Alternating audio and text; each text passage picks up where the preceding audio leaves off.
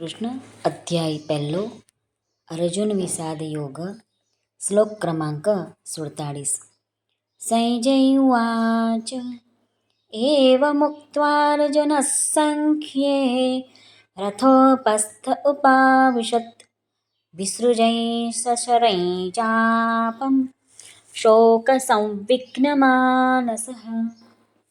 સંજય ધૃતરાષ્ટ્રને કહે છે, રણભૂમિમાં શોકથી ઉદ્વિગ્ન મનનો અર્જુન આમ કહીને બાણ સહિત ધનુષ ત્યજીને રથના પાછળના ભાગમાં બેસી ગયા. અર્જુન વિચારે છે કે યુદ્ધ કરવું એ જ બધા અનર્થોનું મૂળ છે.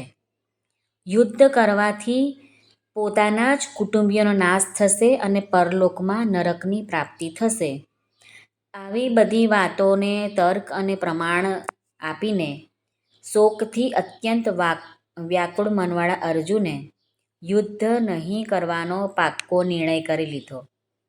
જે રણભૂમિમાં તે હાથમાં ધનુષ્ય લઈને ઉત્સાહ સાથે આવ્યા હતા, એ જ રણભૂમિમાં તેમણે પોતાના ડાબા હાથમાંથી ગાંડીવ ધનુષને અને જમણા હાથમાંથી બાણને નીચે મૂકી દીધું અને પોતે રથના મધ્ય ભાગમાં એટલે કે બંને સેનાની વચ્ચે અને સેનાઓને જોતા જ્યાં ઊભા હતા ત્યાં જ શોકમગ્ન અવસ્થામાં નીચે બેસી ગયા. અર્જુનની એવી શોકથી વ્યાકુળ દશા થવામાં મુખ્ય બે કારણ છે. એક તો ભગવાનનું ભીષ્મ અને દ્રોણની સામે રથ ઊભો રાખ્યો અને અર્જુનને કુરુવંશીઓને જોવા માટે કહ્યું.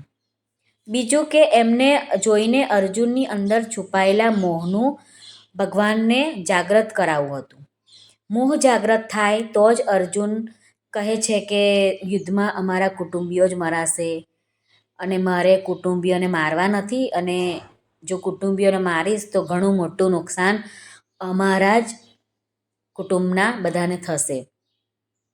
તો આવી બધી વાતથી તર્ક કરીને કૃષ્ણ ભગવાનને પોતાનો મોહ થયો છે એ બધું એટલા માટે આ બધું જણાવી રહ્યા છે.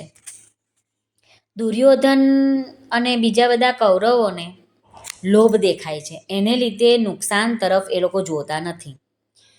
પણ અર્જુન એવું વિચારે છે કે અમે તો સમજદાર છીએ, અમને સમજણ છે, તો અમે આ યુદ્ધથી આટલો મોટો અનર્થ થવાનો છે તો એ બધો કેમ અમે થવા દઈએ.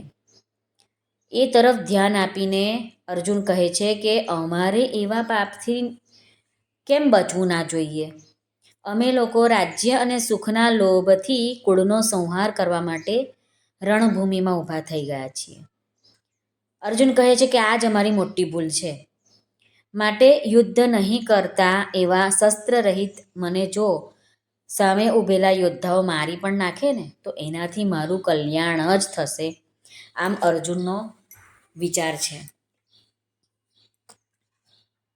આ રીતે અંતઃકરણમાં મોહ છવાઈ જવાને લીધે અર્જુન યુદ્ધ કરવામાં માનતા નથી અને પોતે મરી જવામાં જ હિત જુએ છે. અંતે એ જ મોહને કારણે બાણ સહિત ધનુષ્યનો ત્યાગ કરીને વિષાદમગ્ન થઈને બેસી જાય છે. આ મોહનો જ મહિમા છે કે અર્જુન ધનુષ્ય ઉઠાવીને તૈયાર થઈ ગયા હતા, તે જ અર્જુન ધનુષ્ય નીચે મૂકી દઈને શોકથી કપાળ પર હાથ રાખીને અત્યંત વ્યાકુળ થઈ રહ્યા છે. જય શ્રી કૃષ્ણ.